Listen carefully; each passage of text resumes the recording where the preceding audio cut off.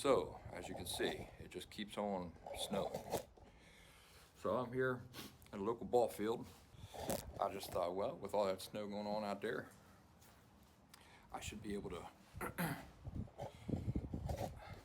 stay pretty dry if I just tuck myself into the dugout. And at the same time, I can give you guys a little show. Today is your Daily Orange, bite number 2. And I've got an appropriate one for you because I used to play baseball at this baseball field here when I was a kid with kids from school. Now, I never played organized sports like, on a team or anything like that. But when we did play baseball, we'd come here and see if we could get the ball field to ourselves, and then I'd play baseball with some of the guys from school. And then, of course, I grew up, moved away, went to Philadelphia,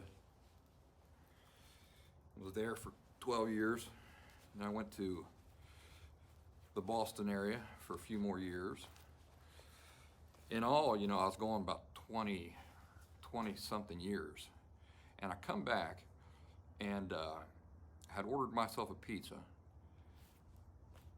And as I'm coming out of the pizza place with my pizza, this guy passes me and he says, "How you doing there, Brian?"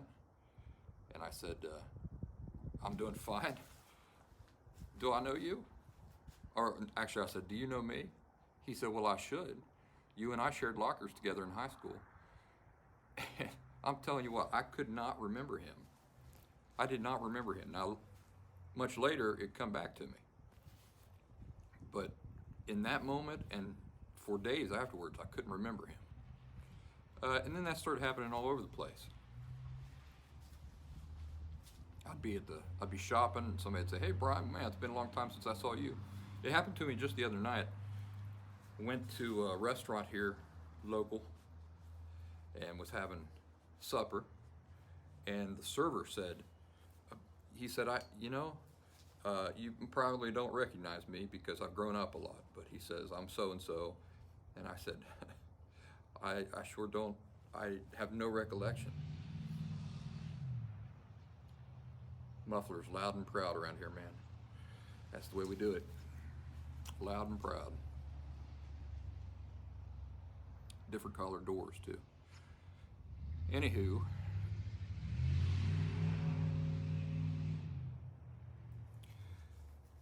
you'd take a story like that, you might think that what was happening is that I didn't care about them.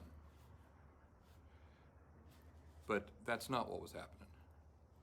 What was happening was that when I was in high school and, even grade school and all that stuff, I hated myself. And I thought nobody had any reason to like me. I thought that I was unlikable, unlovable. And that's what that translates into. I left school and I thought, these people don't have any reason to ever remember me. So that's kind of what I was walking around with, that kind of underlying belief. Nobody has any reason to remember me. And when I graduated from high school, I just kind of wanted to get as far away as I could, be able to be somebody unrelated to that me that everybody had known for all those years. When I think about you, my audience, I think about you folks going through a lot of those same things. Thinking that even those of you who are beautiful, physically amazingly beautiful, and super talented, you guys have all these talents. Playing for Carnegie Hall, and I've talked to people with so many achievements.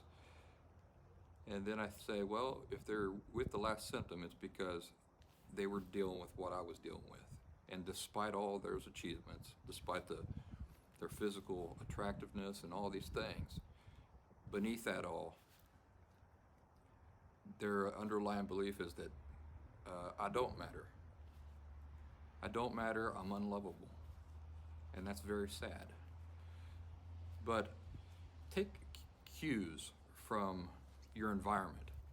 So, now that I don't have borderline personality disorder and I run into people and they remember me, I don't feel like that's undeserved, right? Clearly, the cue from my environment there is that people liked me. The people around me liked me, whether I liked myself or not, or whether I perceived myself as likable or not. People did like me.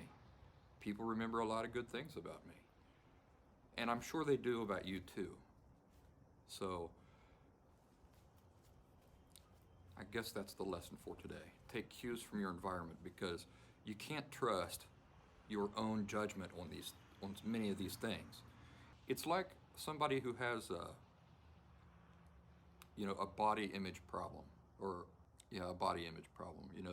That person stands in the mirror and they may be athletic, but when they look in the mirror, the only thing they see is that one spot on their body that could be a little bit skinnier, or that could be a little bit more toned. They disregard the outstanding shape that the rest of their body is in, and they focus on that one flaw. So they don't see themselves as athletic and skinny. They always see themselves as big and fat. So they're not a great judge for themselves of these things. So what's a person to do like that when you can't really trust your own perceptions? You take cues from your environment and you listen to them.